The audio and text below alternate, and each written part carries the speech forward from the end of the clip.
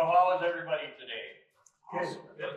Okay, we're gonna go through the presentation. Like I say, if you have questions, just raise your hand, and I will stop, and we will take your question, and then we'll answer your question. I'll answer it as best I can to my ability.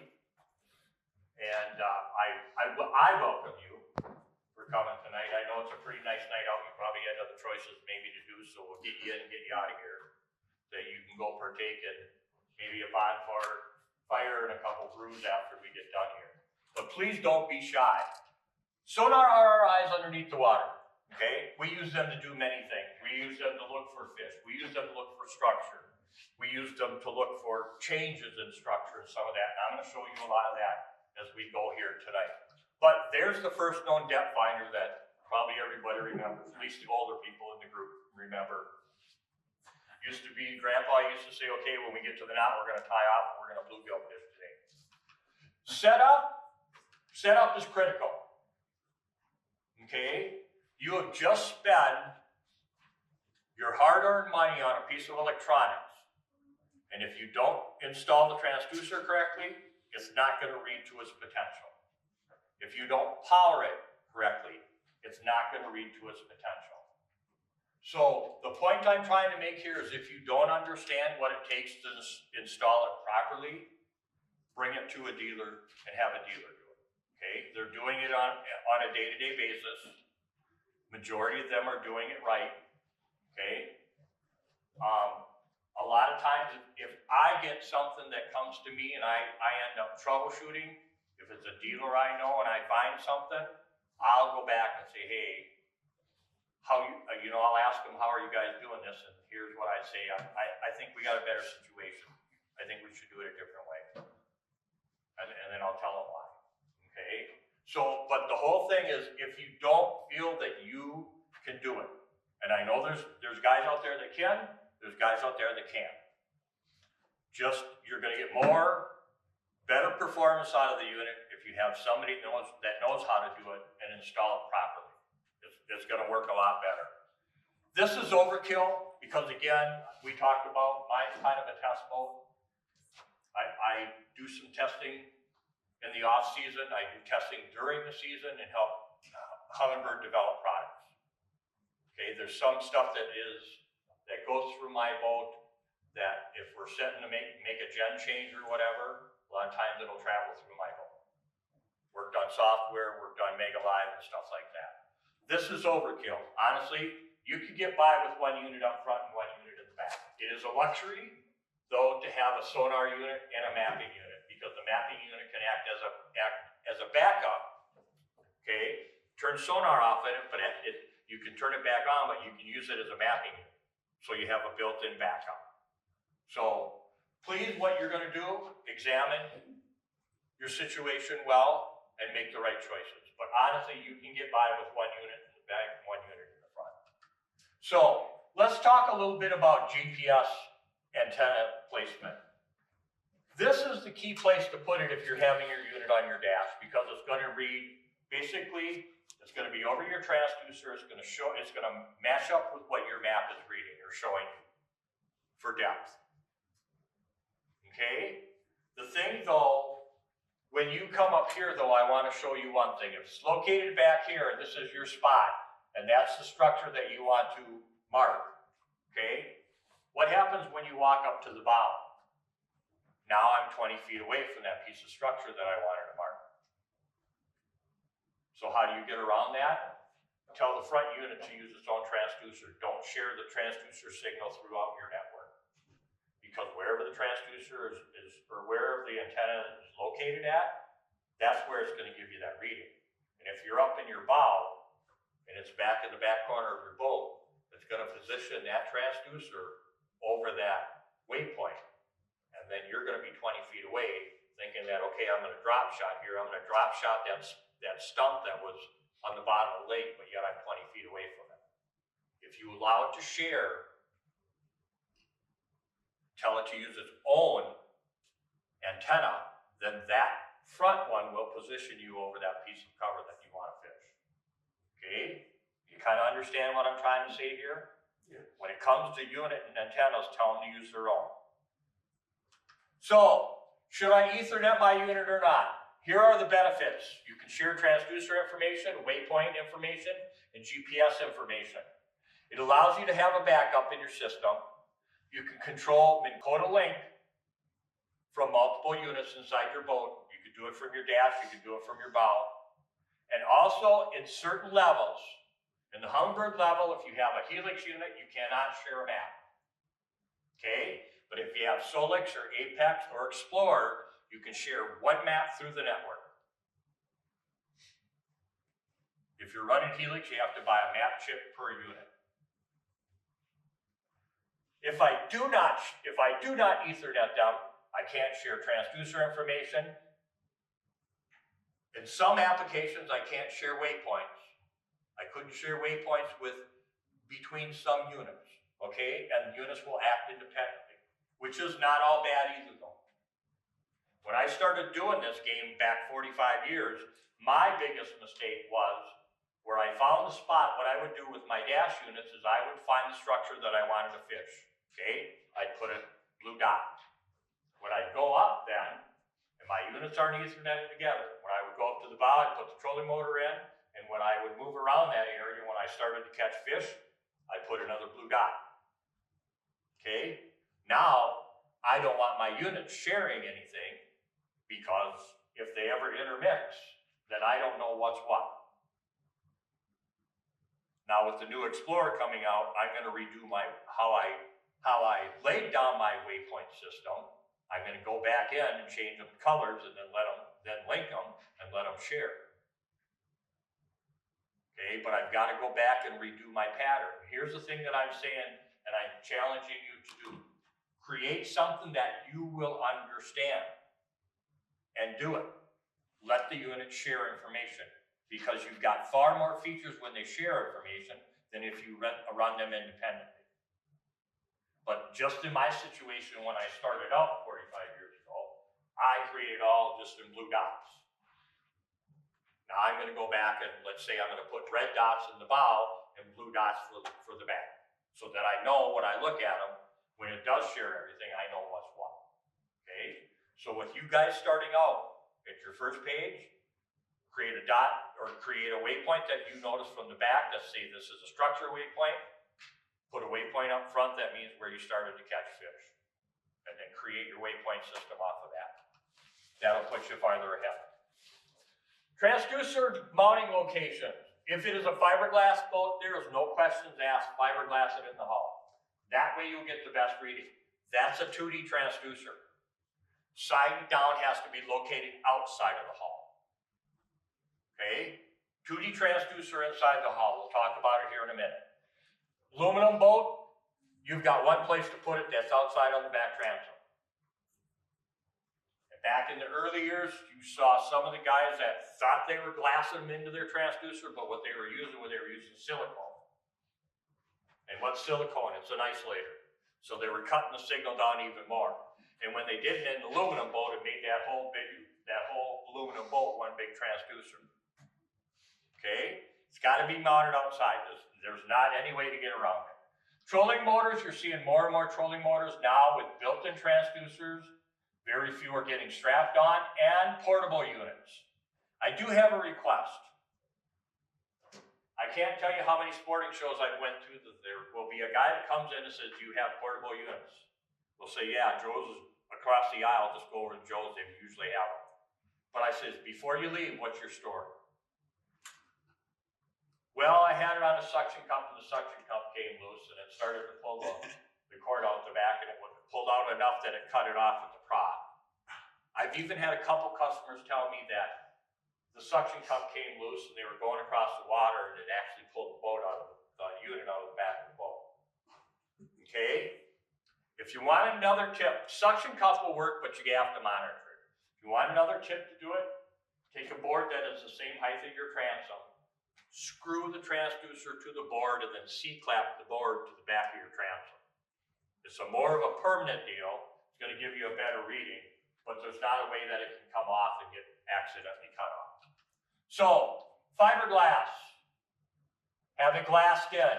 You can see the position of this side imaging transducer, and here's my advice. In my opinion, that's the wrong place to put it. Eventually that bung's gonna rip that transducer out there. This is a fiberglass boat. It generally has what I call a shelf up here. Here's the bottom, there's where the plug is, it comes up and it has a shelf up here. Move this transducer up here. It's gonna be up pretty high, but here's the thing. One, when you're on plane, you're not doing side imaging anyways. Side imaging is 10 miles an hour or less. But you're gonna have to put a second transducer to do your high-speed reading on there. But if you are putting it up on the shelf, it's protected. You're protecting a $500 transducer. Okay? Because when you're doing side imaging and when you're off plane, it will be in the water.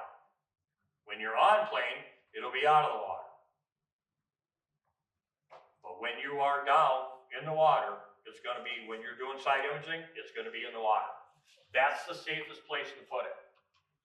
Now, here's my boat.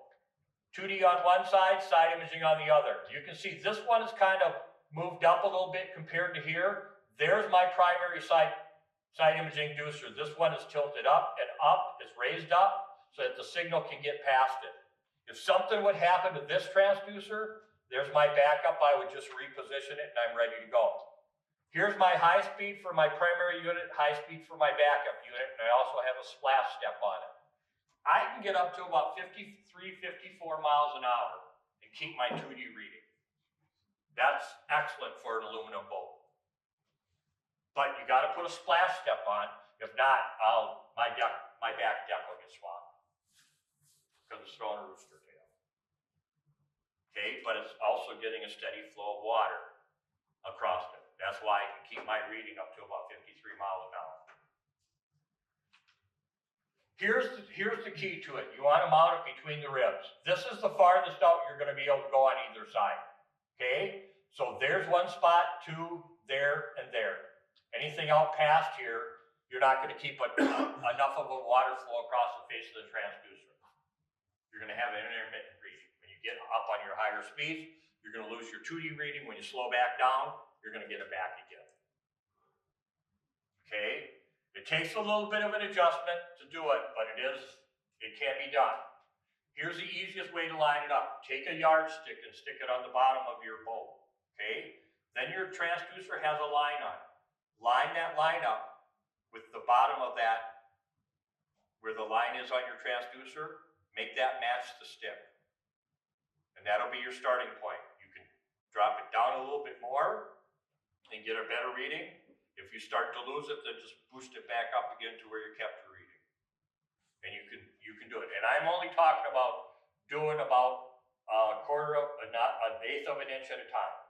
Not this amount, well, that amount. Okay, that's all you want to move it. You're not moving it a whole lot. So, how does Sonar work? The head will generate a signal. It sends that signal to the transducer. Transducer emits that signal, sends it down to the bottom, times how long it takes to get it back, and then sends that information back to the unit. That was developed by the U.S. Navy in World War II. Nobody has changed that original technology of how Sonar works. We've adapted it, but we haven't changed how that principle works of the head generating the unit, transducer putting it out, transducer receiving it back and sending the information back to the head. Okay? It's still the same thing. The biggest thing that has changed through the years, and this was honestly about 20 years ago, was color was introduced to Sonar. In the early days, it was just black and white. Okay? That's been the biggest thing that has happened. Then side imaging came along, and down imaging came along. And forward-facing sonar now has come along. The whole thing, the how we used it has changed, but it's the same principle of how it generates the signal and shows you the signal. So, cone angle. A standard 16 to 20 degree cone will give you 3 feet of bottom coverage in 10 feet of water. Every 10 feet you increase in depth, you increase your cone diameter by 3 feet. So at 20 you're going to see 6, and 30 you're going to see 9. That's still, today, that's still the standard 20 degree cone. Many, many years ago, some of the walleye guys would always come to the sport show and they say, okay, I don't want to use my 0-degree cone. Do you have a wider degree cone? I want to see more of the bottom. And we said, that's fine, but when you see more of the bottom, you're going to lose your detail. They said, I don't care. I want to see if there's walleyes out to the side of my boat. I just don't want to see what's below the bottom of my boat. I want to get a bigger picture. So basically what we did is we went back and talked to the engineers.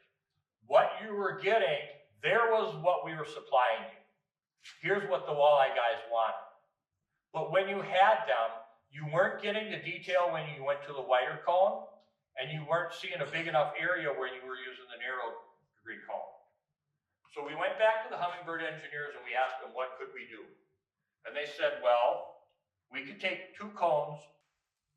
They'll get up there and they'll come up there to do one thing. They're up there to eat. That's why I call it Old Country Buffet. The reason I keep this slide in here is to show you where we started when we did side imaging to where we are now. It's like night and day. There's the first generation 455 kilohertz. Okay, there's mega clarity. It's night and day. It's the same thing of taking an old Apple computer that we started out with first to what you have for computers today. Okay, or the old tube TVs to what you have as digital TVs today. It's that amount of difference. So here's a couple shots. There's another one of the shots you're seeing, a lot of them are out of Lake Eufaula, down at the Humminbird factory. So here's the key of how you read side imaging. Lighter bottom, hard bottom, right here, all light. You have what we call a transition line, not only with the rocks, but you can start to see it gets darker on this side. The bottom gets softer. With the darker the bottom, the softer the bottom is. The lighter the bottom, the harder the bottom is. So here's your hard bottom, here's your dividing point. There's your transition line right here, right on this rock ridge. And then this is softer bottom back here. Same thing here, harder bottom in the front. Here's the transition line. Here's the softer bottom back here. That's how you read side imaging and down imaging. It's the same way. Lighter is harder, darker is softer. Hard bottom here, soft bottom back here. Hard bottom pocket here, soft bottom all here. When you know what to look for, it sticks out. In that shot, you can tell where every hard bottom spot is. You can tell where the darker area bottom, that's the softer bottom. When you know what to look for, it's pretty obvious. Okay? Also, too, when you have side imaging, it's the same thing when you were a kid and you had a powerful flashlight and you walked up to a tree. What does it do? It lights the front of the tree and casts a shadow behind it. That's the same thing you're seeing here. These are poles that are standing up because they're casting shadows behind it. There's the poles on this one, and there's the shadows they're casting behind it. Okay? So just use that analogy that when you shine that transducer signal on it and it's standing up off the bottom, it'll cast a shadow behind it. I'll get to let me point out one more thing. When you go to this one, this is the log that's on the bottom. You can tell this is a man-made piece. They've got a log laying down here. Here's the shadow, okay? It's right next to it. It's not casting it far away. Okay, it's right next to it. Same with this log right here. It's got a shadow behind it. Now you can see the tree here standing up. There's the back of it. It's casting a shadow. This one's more obvious. That tree is standing up. There's the shadow of the tree. Okay? What was your question, sir? On the previous slides, just the area in the middle where you're driving the boat through. Yeah. Is it not reading that area, or should you read it as where the light part starts?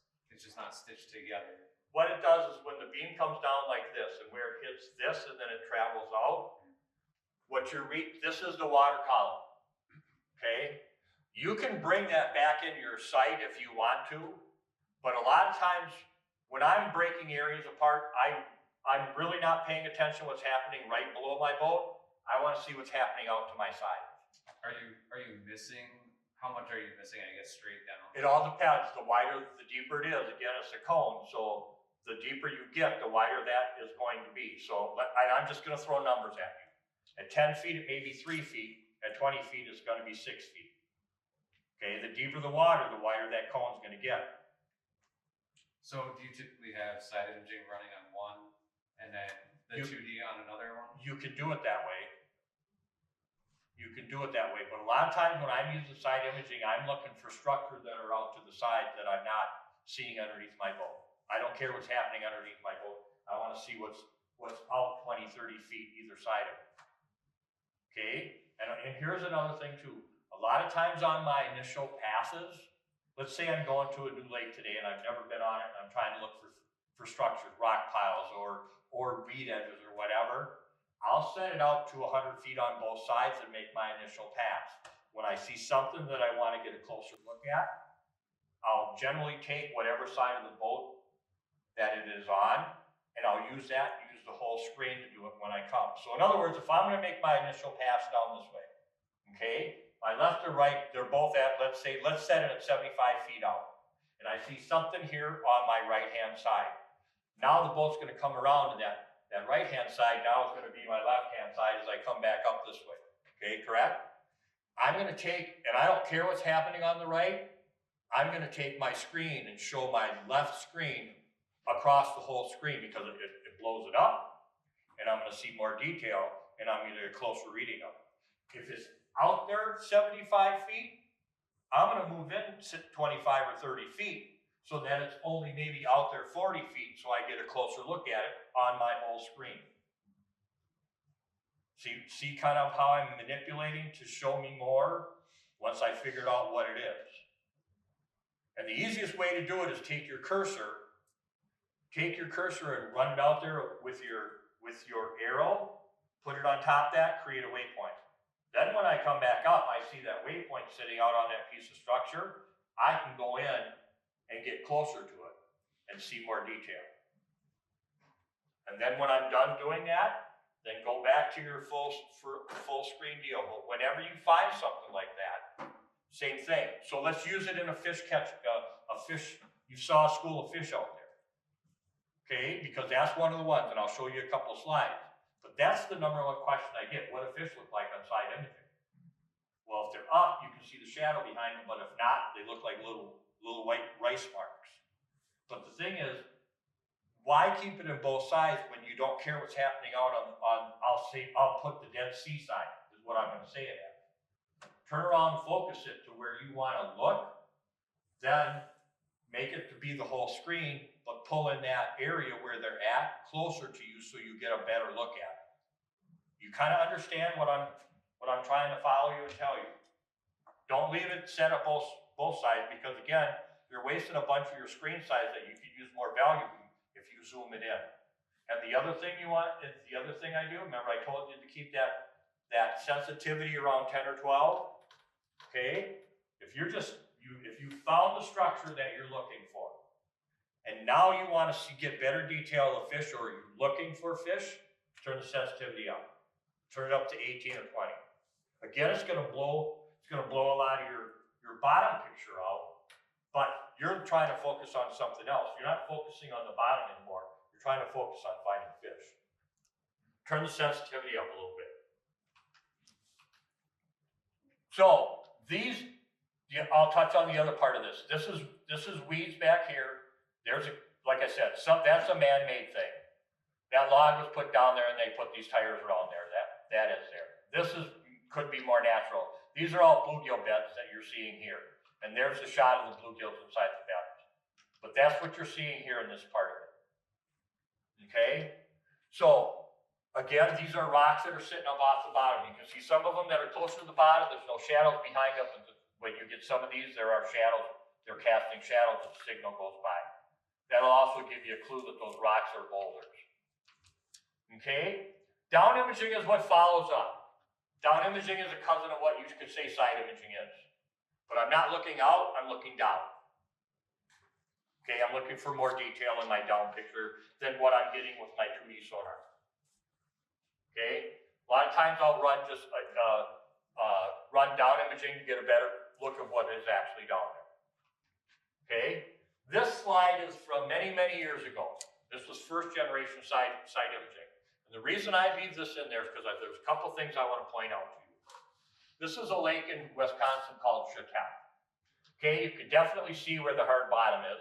You can definitely see where the soft bottom is. Wisconsin DNR is very good at putting down fish cribs if the lake doesn't have a lot of cover or things for fish to hold on. Okay? There's what it looks like in side imaging. There's what it looks like in down imaging. There's what it looks like in 2D sonar. You can see that 2D sonar gives you that picture, but it doesn't have the clarity that down imaging does or side imaging does. It kind of what I call is it mulls the picture over. You can tell there's something there, but it's not. This isn't showing you the detail of what you see here. You can count the slats in the cribs that they put down there. Okay, and again, hard bottom sticks out better than soft bottom. That's the whole reason I leave that slide in there. There's critical stuff in there that you can see. There's a school of bait fish. How many guys how are you looking for, majority of you guys are walleye fishermen, correct? When you're doing, I'll get to you then. When you're doing your walleye hunting, what screen are you mainly using? 2D, using down imaging? Is it 2D?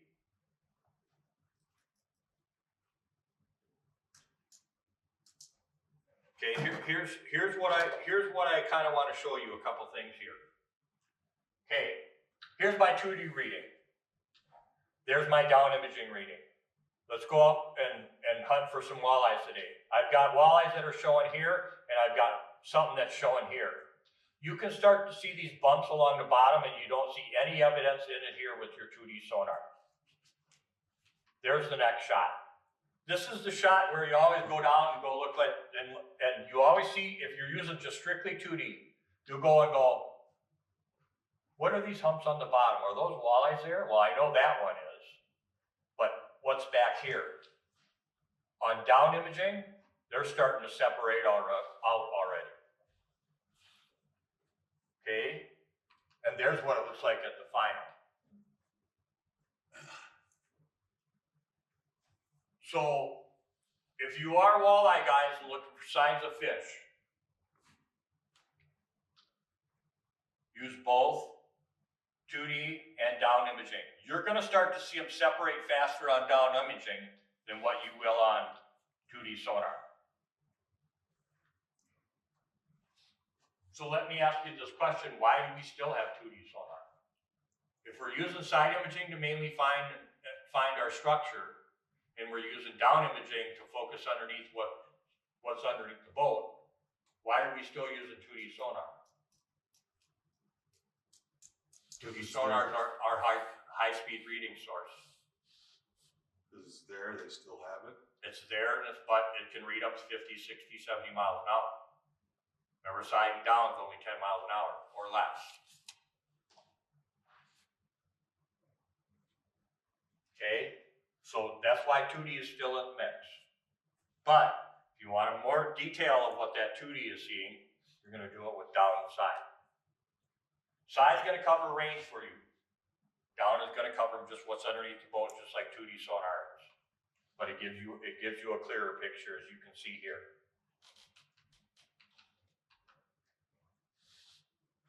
If I'm on a rock bottom on a 2D sonar, I'm going to get a double echo. If it's a hard bottom, I'm going to have a wide line. If it's a soft bottom, I'm going to get a thin line.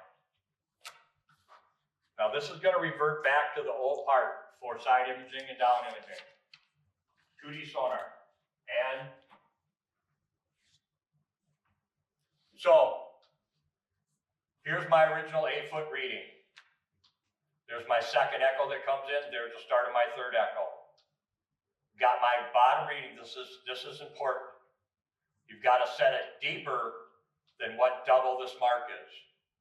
Because if you don't have it, if I set it at 15 feet, I'll never see the second echo come in at 16 feet. You gotta set it a distance way down. You gotta do the math in your head. So if I'm at 10, my second echo will come in at 20. I can set it at 30. I'll see the second echo come in, but set it at 40. You'll be better off set it at about 40 because you'll see all three marks come in then. Okay? You are on a true rock bottom with what we have, what we call 2D sonar. Okay? There's what it looks like. Wide bottom. So I'm on a hard bottom here. You got a group of fish that are sitting up here. What happens right here? Turns to rock. Because what started? My second echo. So I went from a hard bottom to a rock bottom because my second echo started to show up. And once again, there's a 14-foot depth reading. I have manually adjusted it down to 45 feet. So I have enough room to see that second echo come in. Oh, but on the left side, that's just showing a hard bottom. This is just showing a hard bottom here. Okay, right there's the dividing line. See how this red got more intense than what it is here? But yet it narrowed down a little bit and it started a second echo. It turned to rock right here, going this way.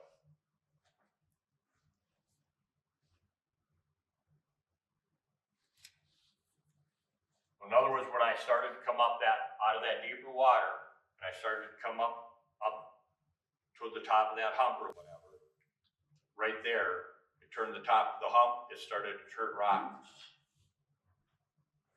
It was harder bottom out here, but right there it turned rock as I went up the hump.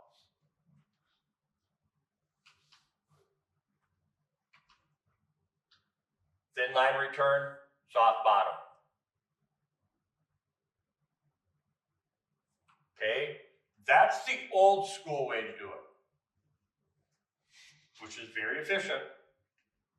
But with side imaging and down imaging, you can just look at the picture that you get, and when you see it be a lighter bottom or an area of a lighter bottom that has a little pocket in, that's just a little hard spot. Okay, you can see that transition happen. What a fish looked like. On side imaging, there's a group of 4 fish right there. You can see the shadows of the fish behind it. These fish are suspended up off the bottom. Okay? When you get, there's what it looks like in 2D sonar, there's what it looks like in down imaging. The other thing is, it's kind of hard to see. Come on, go back one. You do have a couple, what they call white marks out here. Those are fish that are on the bottom.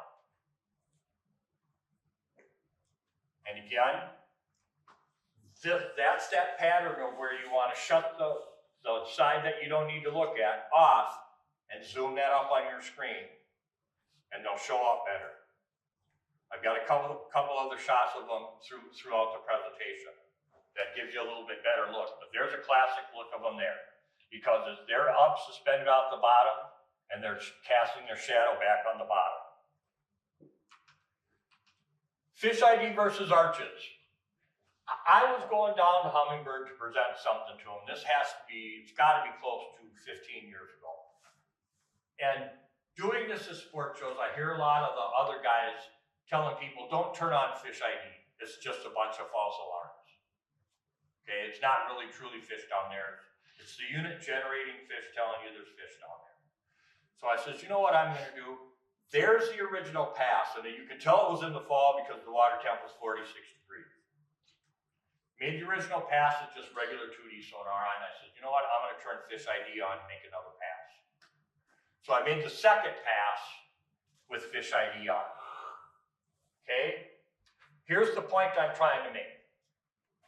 If this gives you more confidence when you're fishing, turn Fish ID on.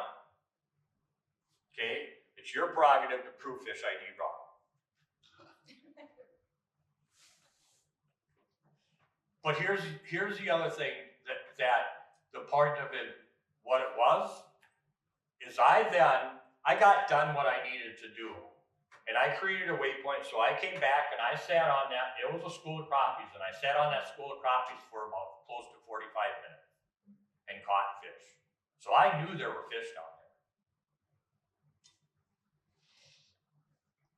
My point I'm trying to make is if you have more confidence seeing that, turn it on. I can't guarantee you that every one of them is a fish, but I think you're gonna find out that if it's telling you that there's fish there with fish marks, there's fish there. Yes, ma'am. I think this is like a huge problem area for us, at least for me, because it seems like the lakes have been really warm. There's been a lot of algae, the weeds have been going nuts lately. And we see so much that I'm like, is that a fish? Is that just algae or something else growing down there? And we'll stop at a lot of these and just check. But I don't think we had the fish ID on. We also have Humminbird too. So basically what you're saying is it's going to help you distinguish. A lot of times, It will give you an it edge. will, Okay. but 'Cause I then, don't think we had it on. do the same thing you're doing, Yeah. try to, Stop know, and check. spot lock or whatever you're gonna do and try to catch fish. Okay. And I think you're gonna say, yeah, it is truly showing me fish and I am truly catching fish. Yeah. And this is my point I'm trying to make. If you have more confidence by seeing the fish and doing it, then do it. Okay? It's gonna be more right than it is wrong. So if you go over a bait ball, what's the fish ID gonna show you? Gonna group them up more like you're seeing there. There's basically the same thing. Okay. So, and the fish ID is set to a target that is taking a certain signal and then it lights it with the fish figure. Okay. Okay? Yep. Now, is it rocket science? No. But if it helps you catch fish, do it. Now, here's the thing I will tell you not to do. Don't turn on the fish alarm. Oh, no. Okay? But go out, and I'm challenging you, go out and prove it wrong. Go out and try it. GPS. How GPS works is a constellation of satellites, of 24 satellites that circle the Earth. All satellites broadcast a uniquely coded signal once per second at exactly the same time. GPS receiver on the ground receives the signals from the visible satellites based on time difference between each received signal. The GPS receiver determines distance to the satellites. If the distance is known, GPS receiver mathematically triangulates the position of the GPS receiver. Once per second updates the GPS receiver, then calculates velocity, speed, and bearing. There's what it looks like without a map chip in. Okay? Not even with the built-in map, there's what it looks like with a map chip in. How many people know what the go-to function is on your Humminbird? Anybody tried the go-to function? Okay, here's what I'm going to point out. If this is my boat location here and I tell it this is waypoint number 4. If I tell it to go to waypoint number 4, I'm going to push the go-to button, tell it to go to waypoint number 4. It's going to go from here to there. Okay, it doesn't take into consideration what's in that path. Please be aware of that. Okay, the Lund can't travel the White Bear Lake Peninsula unless it's on a trail. So please be aware of that. Honestly, if you can see where you want to go, meaning I can see waypoints over here, but I can't see it, but I know I can drive safely if I go out here and stay in deeper water and make my way back to waypoint number 4. That's honestly the best way to do it. But sometimes let's say you're doing a trolling path and you dropped a waypoint here because you caught a walleye here. You dropped another waypoint here then because you caught another walleye there, and you dropped another one. And you're all out in deeper water. There's no hazardous structure in front of you. You can tell it to go, okay, go from here, go to this waypoint. And it will travel you with what speed you set it at. Okay? Then when you get there, it's going to let you know you're there. Then you can say, okay, go to this waypoint. And it's going to take that path to take you to that waypoint where you can create a trolling route. That's one function that it can be used for. Okay? Let's look at map chips a little bit.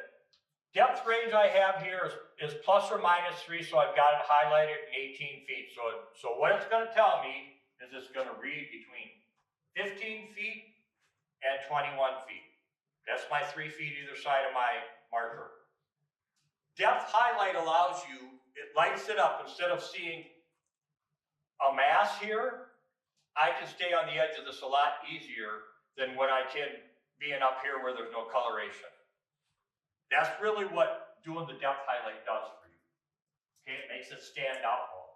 And when you look at today's Humminbird, and it has the multiple color settings in it, the multiple color palettes, and you look at areas, you can go, yep, there's gonna be fish there, there's gonna be fish there, there's gonna be fish there. Because the colors make it snap and make it stand out. Okay? That's the same thing you're trying to do here by taking your map chips and using the depth highlights.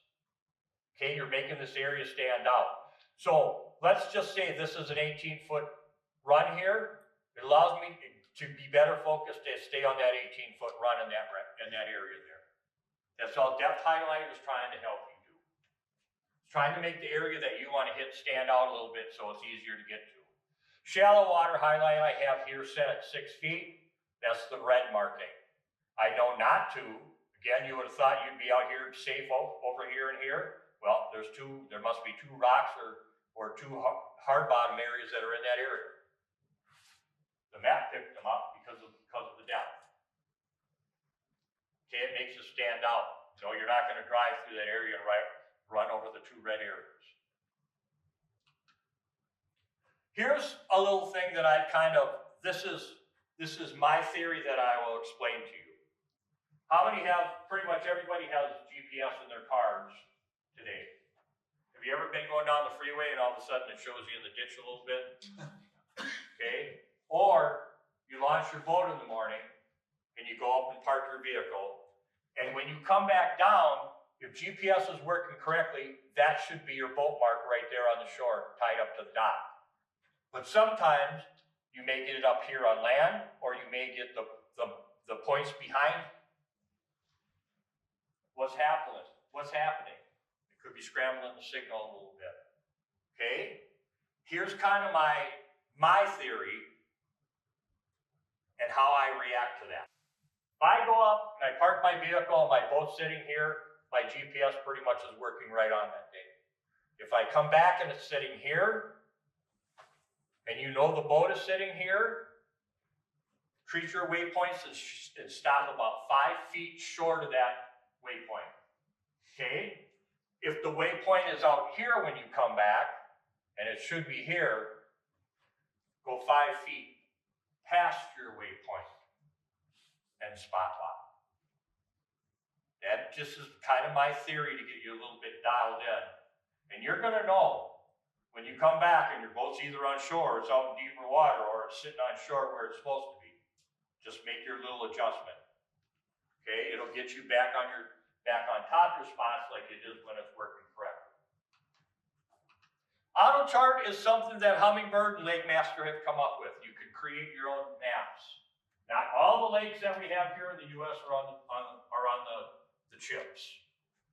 Okay. You may be on a small lake up in Wisconsin, a cabin lake or something that nobody's mapped yet. You can go out and create your own map. Buy a $99 chip. It's called a zero line card. You put it in your depth, you put it in your Humminbird. Now here's the key thing. In your Humminbird setting for zero line, it's going to ask you when you record, where do you want to save that information? If you tell it unit, it's only got 8 hours worth of recording time. Once you hit 8:01, it's going to start to delete your first minute of what you recorded. Okay? If you tell it destination is the chip, the zero line card, it's just going to keep piling that information on that zero line card. You'll never lose any of that information. Okay? It's in your settings under the mapping deal. Go in and tell it chip if you've got a chip. Okay, and you got only 8 hours worth of recording time if you're going to use the unit capacity. So you're going to get, with today's advancement, you now have bottom hardness shading. The reason I kept this on here is I overlaid this after we came out with the newer features of it, of some waypoints that I had set down on a lake that's just up by St. Cloud. When you look at the situation there, where are a lot of those waypoints on? Transition areas, harder bottom, soft bottom. Could be weeds to soft bottom. I thought it was pretty interesting of that kind of the light, when having one of those light bulb moments saying, majority of these fish are on transition areas. Maybe I need to start paying better attention to transitions. Okay, I just left that in here to make that point. 360. 360 is an extension of side imaging. It allows us, it shows us in a circle around your boat. Treat it as a clock face. Okay? Right out in front of me is going to be what you're seeing right here. Okay? This would be 1, this would be 2, this will be 3. Same thing over here. There's noon, there's 11, there's 10, there's 9. There you can see shadows of the fish. The fish are suspended up off the bottom. Look at how it's casting shadows. You can tell from the outline of the shadows of what that fish is. You got some fish that are close to the bottom here. You can see some of the shadows. Some of these out here are fish because they're closer to the bottom. That's what what I call the rice marks down here. They're up farther. They're close to the bottom. Somebody's boat lift out on Chisago Lake. Okay, out in 21 feet of water. There's a better shot of it. Okay, it'll show you deal, and then also you've got some fish out here. You've also got some harder spots that are out here. That's what I mean by the lighter spots on the darker bottom areas. Those are hard spots. You can definitely tell here. Okay, hard bottom area, softer bottom. You've got also some bigger rocks mixed in here. But here, if you follow this outline, that's all hard bottom here in this area. And this is all softer bottom out here. So it would still show us, excuse me, Oh, yeah. but if it should still show as a gold color if it's out away from the boat, if it's a hard bottom. Mm-hmm. Okay. You can tell here where the outline is here. Let's tear this one apart. These, you can see, these are all weeds out here. But yet this is harder bottom in here. This out here is softer bottom. See how the picture gets darker? It follows that same thing that I explained to you, which is regular. It's that side imaging palette. It's that side imaging characteristic. Hard bottom, here's weeds, okay? This is all hard bottom in here. This is all softer bottom out here. These are weeds up here, okay? But you can see the group of rocks on the edge of the weeds. You can see the group of rocks outside the weeds. And again, this is classic fish holding areas that stick out like a sore thumb when you know what you're looking for. Okay, there's another shot of fish up off the bottom. If you're running all tracks, it can be put on your trolling motor. If you're running Altera, you have to use an accessory mount because it can't be put on the shaft because it's got to be able to pull it back up into the bracket. Okay, forward-facing sonar usually comes with a down view, usually comes with what we call panoptics, where you take it, or landscape is what Humminbird calls it. Okay, you take the transducer from an up and down position like this and you lay it on its side. So what it's giving you is it's like taking a shot of 360. It's showing you a quarter of a circle out in front of you. The guys that are, how many of you paid attention to the elites down on Hartwell? They've been showing some pictures of landscape mode, and you can see the fish moving around out in front of the weed point, out in front of the weed edge, or out next to a log or something. Okay, that's that reading there. You're getting what we call landscape. And the next one is forward-facing sonar. Okay, I kind of have a love-hate relationship with forward-facing sonar. There are guys that absolutely can't stand to watch Bassmaster anymore because that's what a lot of the anglers are doing. Okay, they're not traditionally fishing. There's some guys that are just using forward-facing sonar, and when they see fish, they'll make a cast. If they don't see fish, they don't make a cast. Okay, here's what I have used it for in the last 2 years that I've had it. I've used it as a learning tool. How are fish positioned uncovered? I'll go out to the areas that I usually fish, and if I see that there's a school of fish there, I'll fish it like I traditionally did. I don't use it to follow my bait or do the minnow shake thing or whatever. I cast my jig and pig out there, or my jig and worm, or whatever I'm fishing that day. I know that there's a school of fish out in front of me, 20, 30 feet in front of me. I just traditionally fish it like I always have. I'm not using it to track a bait, but I'm using it to see how fish are positioned uncovered. Okay, I'm using it, in my eyes, as a learning tool to make me a better fisherman. Now, if you want to do it the other way, more prerogative to you. It's fair game, but it will tell you a lot of information. Okay, and I think it's honestly changed the whole face of ice fishing, because now there's guys that, when we used to ice fish, we get into an area where we caught fish for it, we drill a couple holes in an area, put the electronics down. If we caught fish, fine. If we didn't, we kind of expanded our circle that we went out and drilled holes in there till we made contact with the fish. Now they're getting into an area, drilling one hole and saying, oh yeah, they're 30 feet over here. And then they can drill a hole on top. So it's kind of taken some of the fair game part away, but it's there. It's a tool to use. Okay? The downside of it, and I'm not going to get on my soapbox, but it is a tool that can be abused. So use it with intelligence. Don't abuse it. But I'm using it more to figure out, to learn more about the fish that I'm going after. And one of the things that I had found is through my tournament years, you would get areas where you would have a school of fish that I thought were sitting up here. Those were the active fish on the group. What I'm more learning with forward-facing sonar is that those fish are sitting out here in front of that area. I thought they were always sitting up here on the edge, where it dropped off. They're actually sitting here, and when you put that bait up here, they're coming and they're leaving that school and they're meeting that bait before it gets to the top of the weeds. Okay? You can generally, through the years, I could catch 2 or 3 fish, and then you start to shut the school off. I thought because they were sitting up here, they were more vulnerable to sit off. They're sitting down here. That's the point I'm trying to make. There 1 or 2 are leaving the school, meeting the bait, you hook them, you pull them out of the school, and then it's all of a sudden like wildfire. They start to spread, hey, don't bite that, don't bite that. And the school shuts off. But I've been using it more as a learning tool. Okay, here's another boat lift that's out in 21 feet of water out in White Bear Lake.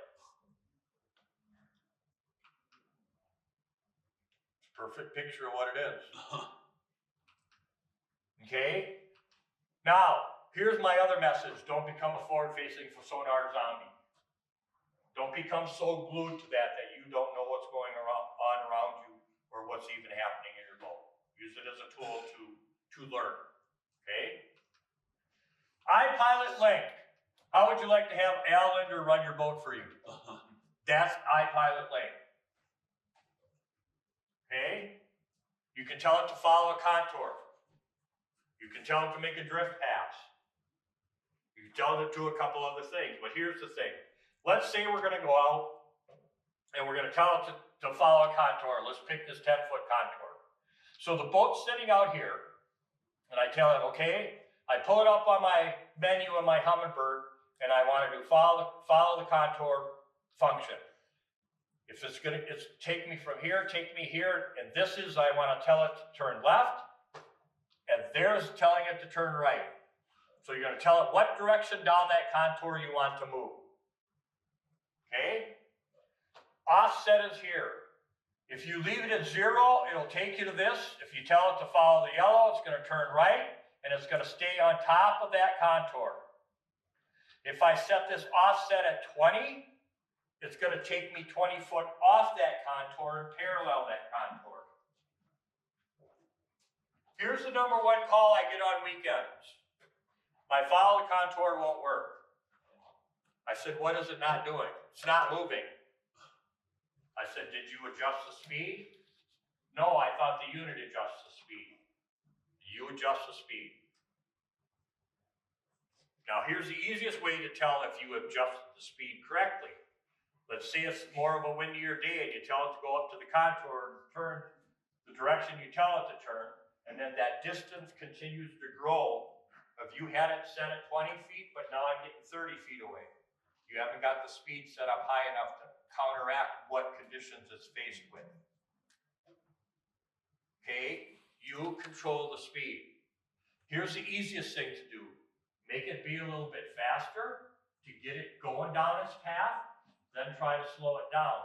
If that distance becomes wider, then you gotta bump your speed back up a little bit. Follow contour, is the boat trying to follow what depth is on your chip or what your electronics are telling you the depth is? It's following the contour on the chip. Okay, so here's the thing. Pay attention, is the water up or down?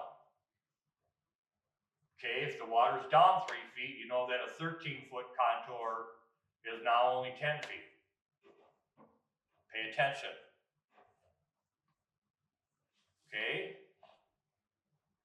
Are we getting close to the end there, bud? Yeah, we are. Okay. Let me touch on just a couple more things. Who wants to be my guinea pig? Active fish or inactive fish?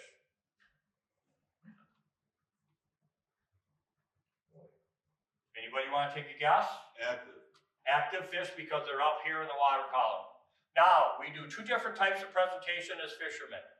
Vertical presentation, jig and minnow, Texas rig. You cast it out, it goes to the bottom, falls vertical, falls all the way down to the bottom, you work it across the bottom, bring it back to you. Next presentation we do is a horizontal presentation. You cast it out, you wind it back to the boat. Crankbait, spinnerbait, chatterbait, okay? Vertical or horizontal presentation here? Horizontal. I'm going to cast it out. It's going to run here. It's 5 feet here, so I'm going to get a bait that runs at about 3 feet or 4 feet. I'm going to cast it out. It's going to land in the water. It's going to come across. You'll hopefully draw an active fish out of the school and hit the bait. Okay?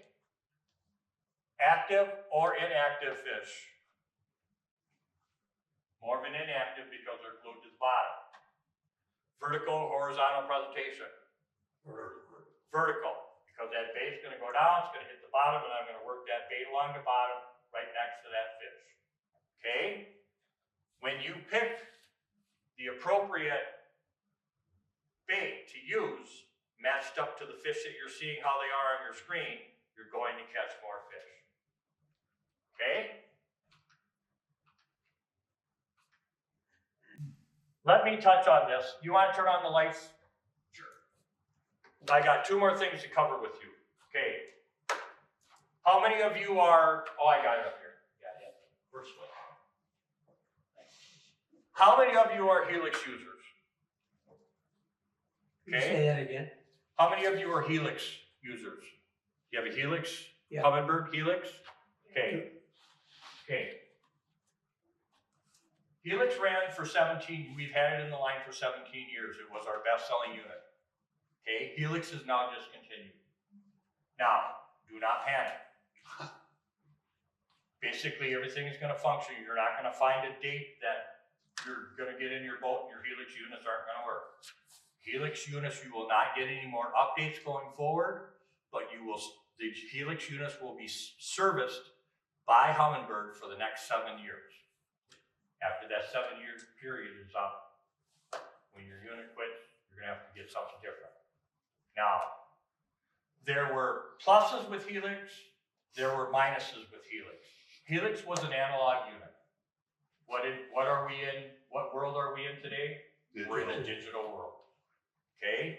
We pretty much tapped out the capacity of what we could do with that analog platform when we did Helix. Okay? We ran out of expansion area. We ran out of things. You couldn't, with an analog, you couldn't have a touch screen. You couldn't transfer a map signal throughout the network. So basically, when you look at where other companies were going, we were kind of what you could say lagging behind because we couldn't do some of the stuff that you could do with a digital signal than what you can do with an analog signal. So here's the thing I'm going to tell you. If you have platforms set up, meaning networks, okay, if you have Helix in there and you want to add another unit, and I would suggest, if you like what you have, go out and buy another one.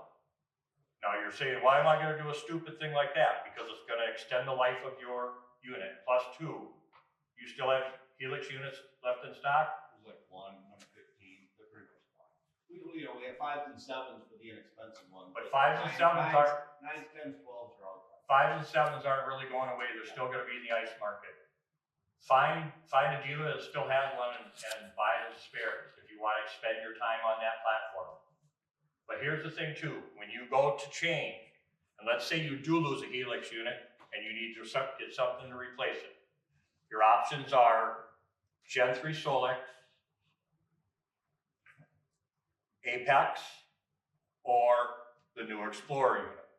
The new Explorer unit is coming to you at the same pricing that we were selling you Helix for. So what you were buying a 9-inch Helix, you're buying a 9-inch Explorer. It's a touch screen unit. It is the fastest processor that we have in the Humminbird line. It's a quad-core processor. It allows you, that platform will allow you to share a map through the server, through the network. Okay? Units can talk to each other, but you can't put them on the same network because, again, it's two different signals between Helix and Apex, Solix, or Explorer. You have to build a second network. Okay? I just want to touch base on that whole thing and kind of straighten out where you're at. Believe me, you're not, if you have all Helix in there, use them till they don't work anymore. Get as much out of them as you possibly can because they were great units. They're very easy to use. They gave you all the quality that you needed to see. You could tell everything, and it was a great platform. But we just used it. And we would get people coming to the show, and I would say, sir, do you have the